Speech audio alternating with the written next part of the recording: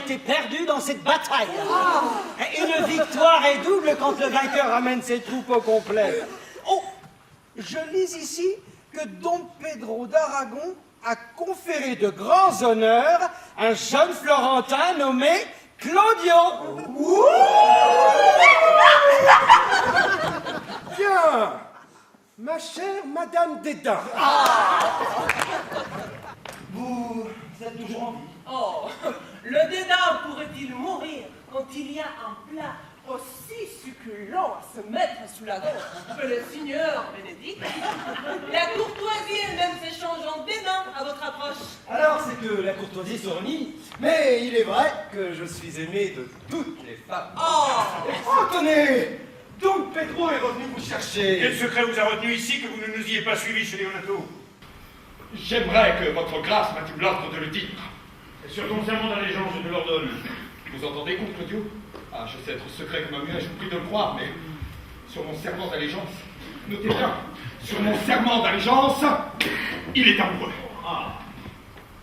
De qui demande ici votre grâce? Notez combien sa réponse est courte, de Héros, la fille courte sur pattes de Leonato. Mais tu as toujours été un hérétique obstiné dans ton mépris de la beauté. Mais il ne pourrait soutenir son rôle sans cette force d'entêtement.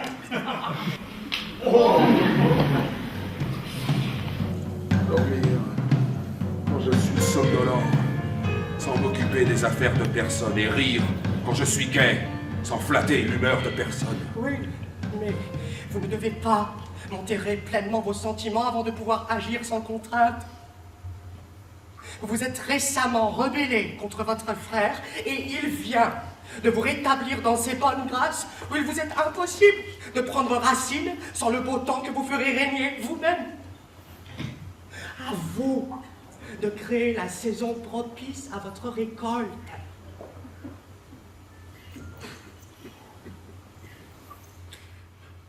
Je préfère être une ronce dans une haie plutôt qu'une rose dans ses bonnes grâces. Et mon sang s'accommode mieux d'être dédaigné par tous plutôt que de me fabriquer une conduite afin d'extorquer la sympathie de quiconque.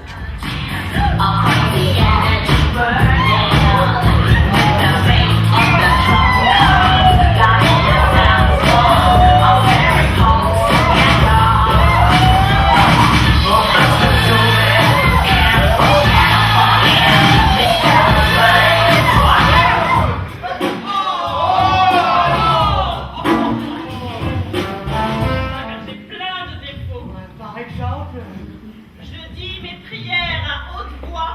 Je ne vous en aime que davantage. Les fidèles peuvent crier Amen. Que Dieu m'accorde un bon danseur. Qui est-ce?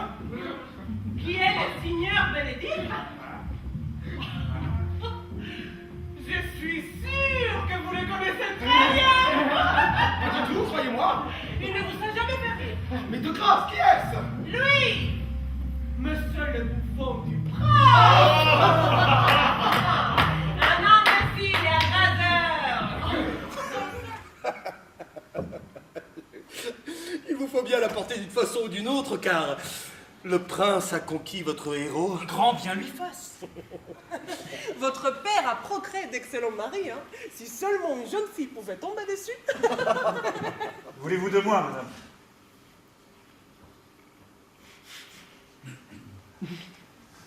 Non, monseigneur.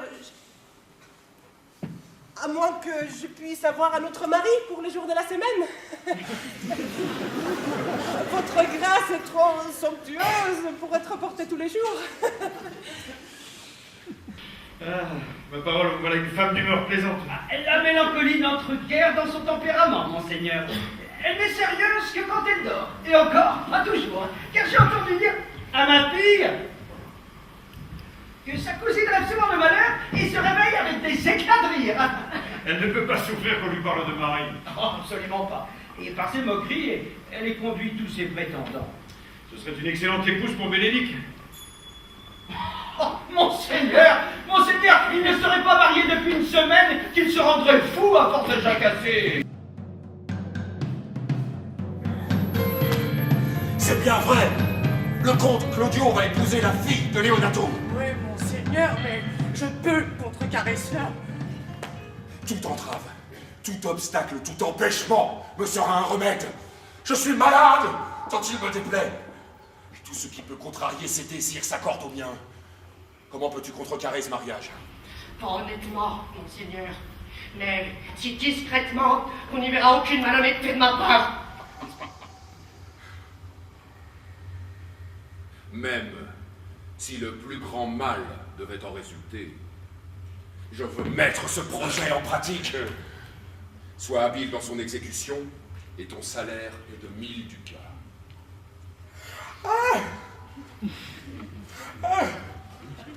Un pied en mer, l'autre sur la rive. Jamais fidèle à un seul cœur.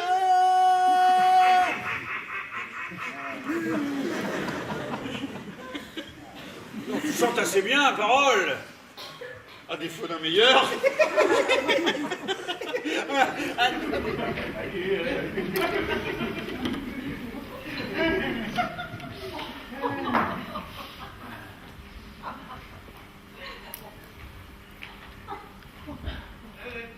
Approchez, Leonardo. Que me disiez-vous tout à l'heure que votre nièce est amoureuse du signor Bénédicte? Oh oui, je n'aurais jamais cru que cette dame pût aimer un homme. Ah non, ni moi non plus. Mais le plus extraordinaire, c'est qu'elle idolâtre à ce point le signor Bénédicte qu'elle a toujours donné extérieurement l'impression d'adorer. Et quel signe de passion montre-t-elle? Quel signe, monseigneur? Elle reste assise. Ah. Elle ne vous a... Béatrice même. Contre mon gré, on m'envoie vous prier de venir déjeuner. Belle Béatrice. Je vous remercie de vos peines. Je n'ai pas pris plus de peine pour gagner ces merci que vous n'en prenez pour me remercier. Si la chose avait été pénible, je ne serais pas venue. Vous prenez donc plaisir à me porter ce message.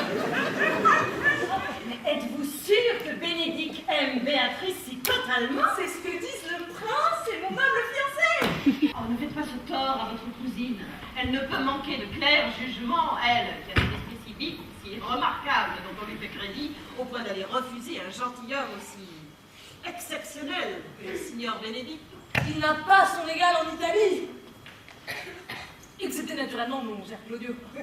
De grâce, ne vous fâchez pas contre moi, madame, si j'exprime mon sentiment, mais le signor Bénédicte, pour l'allure, le maintien, le raisonnement, la bravoure, est le plus estimé de toute l'Italie. Bénédicte. Aime donc. En retour, tu verras ta main aimante apprivoiser mon cœur sauvage. Déloyal. Le mot est trop bienveillant pour dépeindre son infamie. Je pourrais la qualifier plus durement. Imaginez un nom plus dégradant et je le lui appliquerai. Ne vous indignez pas avant d'avoir une épreuve. Venez seulement avec moi cette nuit et vous verrez qu'on escalade la fenêtre de sa chambre, la veille même de ses noces.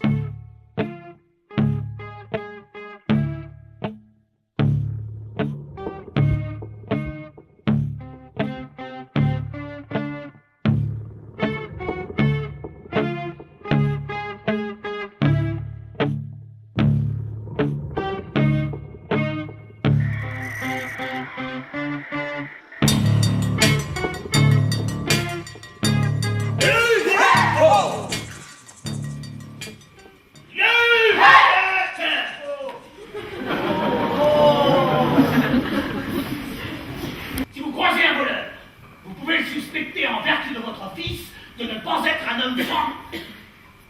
Mais pour ce genre de gens, moins vous vous en mêlez, moins vous en faites avec, le mieux sera pour votre honneur. Et puis, Si vous entendez un enfant pleurer dans la nuit, vous devez appeler sa nourrice et lui intimer l'ordre de le calmer. Et si la nourrice est endormie et ne nous entend pas?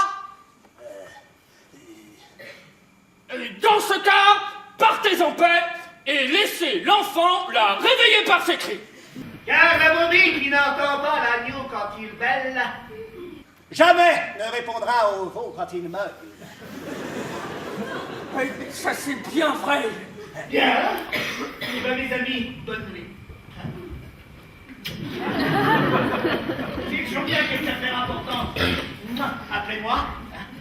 Lorsque les crapules riches ont besoin des pauvres, ce sont les crapules pauvres qui imposent leur prix. Ce trésor est vraiment à moi pour avoir fait la cour à Margaret. Simplement pour l'avoir appelé héros. Et Margaret, qui vient dans la chambre de sa maîtresse, se penche à la fenêtre, me souhaite 1000 fois bonne nuit. Et le prince et Claudio postés, placés, prévenus et ensorcelés par mon maître Don John, ont vu de loin, depuis le jardin, cette aimable rencontre. Et ils ont cru que Margaret était héros. À mon escroquerie qui a confirmé toutes les calomnies de Don John. Oh non, du prince! Nous vous arrêtons! Oh, vous êtes lui!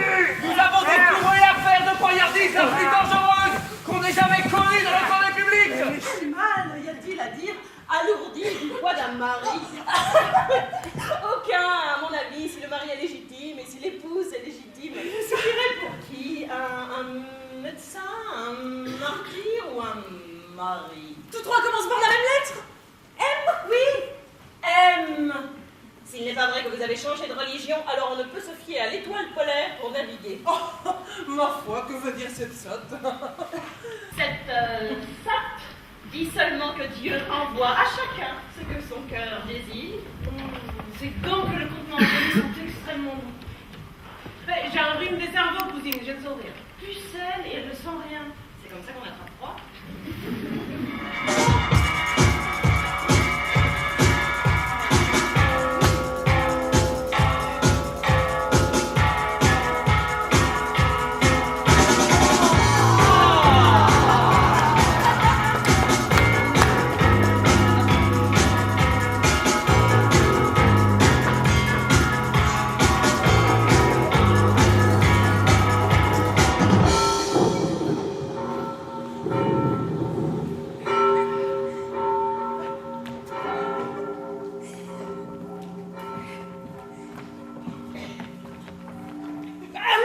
Francis, soyez bref. Tenez-vous-en la forme la plus simple du mariage. Vous leur direz... Vous venez ici, monseigneur, pour vous marier à cette dame. Non. Pour être marié à elle, frère Francis. C'est vous qui venez pour la marier. Ne donnez pas de chance pourrie à votre amie. Elle n'a que les dehors, que la semblance de l'honneur. Regardez! Oh, la voilà qui rougit comme une vierge! Oh, de quelle autorité! De quelle apparence de vérité le perfide péché sait-il se revêtir? Ne jureriez-vous pas, vous tous qui la voyez, qu'elle est encore vierge à ses signes extérieurs? Mais elle ne l'est pas! Elle connaît la chaleur d'un lit luxurieux! Sa rougeur dit la honte! Et non! Mais que prétendez-vous, monseigneur? Ne pas être marié! Ne pas lier mon âme à cette carte impérée! Venez, retirons-nous, ces choses mises à jour suffoquent ces esprits. Toutes les créatures de cette terre ne clament-elles pas sa honte? Pourrait-elle récuser l'histoire que sa rougeur imprime sur sa joue?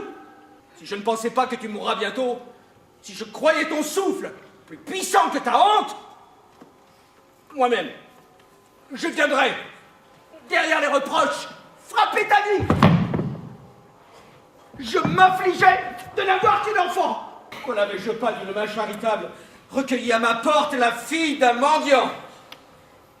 La voyant aujourd'hui vautrir dans l'infamie. Madame, quel est l'homme à propos duquel on vous accuse? Mais seuls le savent ceux qui m'accusent! Moi, je n'en connais aucun. Mon père. Prouvez d'abord qu'un seul homme s'est entretenu avec moi à des heures indues, ou que la nuit dernière j'ai échangé des paroles avec qui que ce soit. Et alors refusez-moi. Le temps n'a pas encore desséché mon sang. Ni l'âge dévorait mon imagination, ni le sort à ce point ravager ma fortune, ni ma méchante vie éloigner tant d'amis que je ne puisse trouver réveillés de la sorte. Un corps vigoureux, un esprit pratique, une fortune suffisante, des amis choisis pour leur régler leur compte. Attendez un moment et laissez mes conseils vous guider dans ce cas. Les princes ont laissé votre fille pour morte. Gardez-la donc chez vous quelque temps en secret. La supposition que la demoiselle est morte étouffera le scandale de son infamie. Et si les choses tournent mal, vous pourrez la cacher comme il sied le mieux à sa réputation meurtrie. Dans quelques vies recluses et religieuses, loin des regards, des langues, des pensées, des affronts. Oh, combien il mériterait ma reconnaissance, l'homme qui lui rendrait justice. Y a-t-il un moyen de vous donner cette preuve d'amitié? Un moyen fort simple, mais c'est l'ami qui manque. Est-ce à la portée d'un homme? C'est une affaire d'homme, mais pas la vôtre.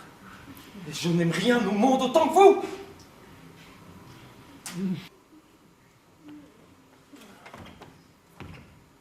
Vous m'avez interrompu au bon moment. J'allais protester que je vous aime. Mais alors, mais fais-le de tout ton cœur!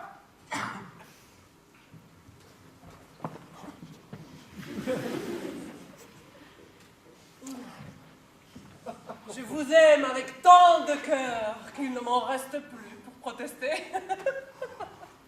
Tiens, ordonne-moi de faire n'importe quoi pour toi.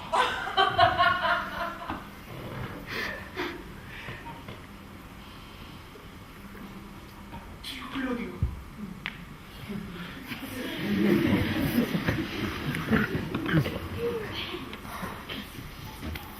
Mais la virilité se dégrade en courbette, la bravoure en belle manière, et les hommes ne sont plus que des langues de miel et de fiel. Dites un mensonge, je jurais que c'est vrai, et vous êtes aujourd'hui aussi vaillant qu'Hercule.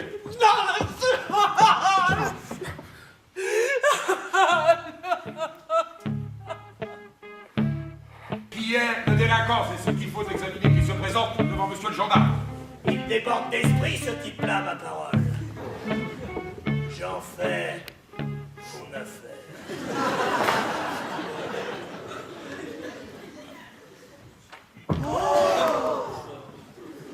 Viens ici, toi, là, un mot à l'oreille.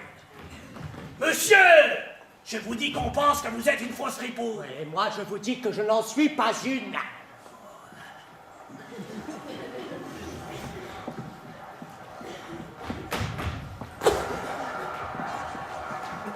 Le prince John s'est enfui secrètement ce matin. C'est bien ainsi que Héron fut accusé, exactement ainsi qu'elle fut rejetée, et que de chagrin, elle est morte sur le coup. Monsieur le chef de gendarme, que cet homme soit ligoté et qu'on l'emmène à Léonato. Je prends les devants pour lui montrer comment c'est l'air. Qu'on lui passe les manates. Vous, je refuse d'avoir affaire à vous. Peux-tu me repousser de la sorte? Tu as tué mon enfant. Si tu me tues petit, c'est un homme que tu tueras. Alors il en tuera deux. Qu'il réponde à mon défi. Petit monsieur, je vous étrillerai, malgré votre escrime de parade. Oui, foi de gentilhomme, je m'y engage. Antonio. Mais sois tranquille. J'aimais ma nièce, je le sais. Mais elle est morte. Assassinée par les calomnies, ces misérables, qui n'osent pas plus se battre avec un homme que je n'ose prendre un serpent par la langue. Froluquet, babouin, fier à bras, j'en foutre, poule mouillée. Mon frère. Et sois tranquille, je les connais.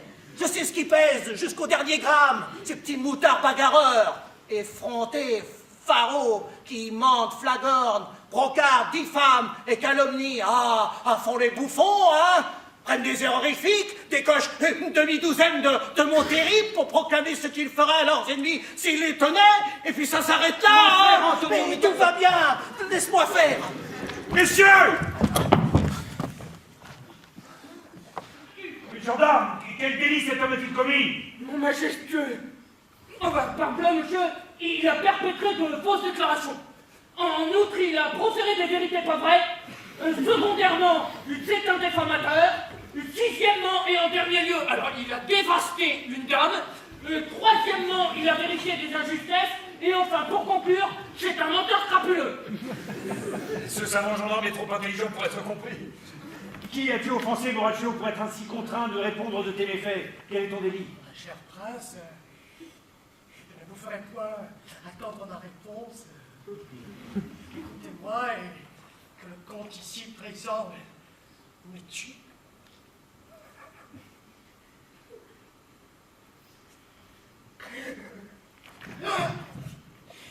tromper jusqu'à brusquer.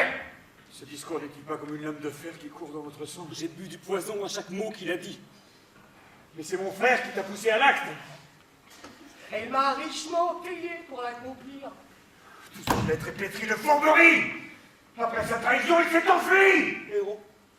Et à l'heure qu'il est, le sacristain a dû réformer le signor Leonato de la chose.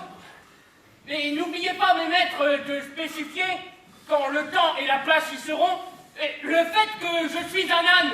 Et Doctery aussi, hein. Je ne peux pas vous dire. Dites à ma fille de vivre. C'est impossible. Mais je vous en prie tous deux, informez le peuple de mes signes qu'elle est morte innocente.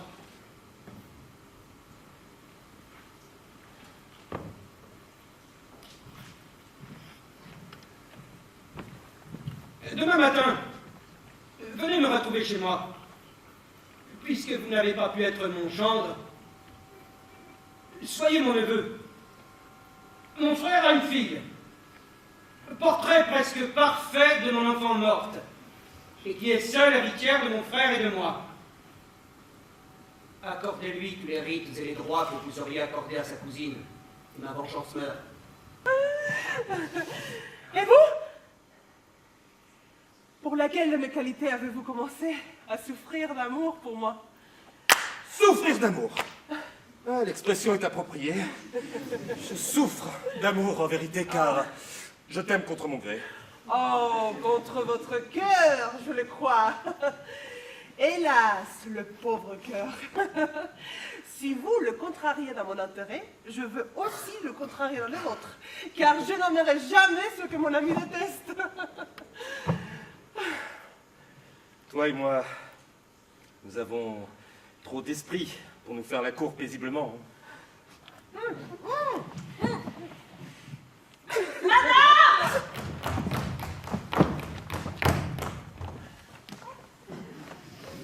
Vous devez venir trouver votre oncle. Il y a là-bas un beau charivari. Il est prouvé que Mademoiselle Héros a été accusée à tort, que le prince et Claudio ont été gravement abusés, et que Don John, qui a fui et disparu, est l'auteur de tout cela. Vous voulez bien dire? Oui! Tout de suite, oui! Oh! Vous venez entendre ces nouvelles, Seigneur? Quelle est la demoiselle que je dois m'emparer? Celle que voici. Je vous la donne. Douce, laissez-moi voir votre visage. Du temps que je vivais, je fus votre première épouse. Du temps que vous m'aimiez, vous fûtes mon premier mari. Le héros est morte, profanée, mais moi je suis en vie. Et aussi vrai que je vis, je suis vierge. Il jurait que vous étiez presque malade d'amour pour moi. Elle jurait que vous étiez quasi mort d'amour pour moi. Ah, il n'en est rien. Alors vous ne m'aimez pas? En vérité, non. Sinon, par retour d'amitié. Allons, ma nièce, je suis sûr que vous aimez ce gentilhomme. Et moi, je suis prêt à jurer que lui l'aime, car voici un billet, écrit de sa main, un sonnet bancal né de son pur cerveau en l'honneur de Béatrice. Et en voici un autre, écrit de la main de ma cousine, volé dans sa poche, qui exprime son affection pour Bénédicte. Oh, un miracle! Nos mains témoignent contre nos cœurs. Allons, je veux bien de toi. Mais par la lumière du jour, c'est par pitié que je te prends. Moi, je ne voudrais pas vous refuser. Mais par ce grand jour, je ne cède qu'à la persuasion. Et c'est un peu pour vous sauver la vie, car on m'a dit que vous dépérissiez. Ouais. Je vais vous fermer la bouche. Ah. Comment vas-tu, Bénédicte, l'homme marié? L'homme est un être inconstant. Telle est ma conclusion. Allons, allons. Nous sommes amis. Dansons avant de nous marier pour rendre nos cœurs plus légers. Après. Ah bon, je vous dis. Musique. Prince, tu es triste. Trouve-toi une épouse. Trouve-toi une épouse. Il n'y a pas de bâton plus vénérable qu'un bâton qui a d'accord debout.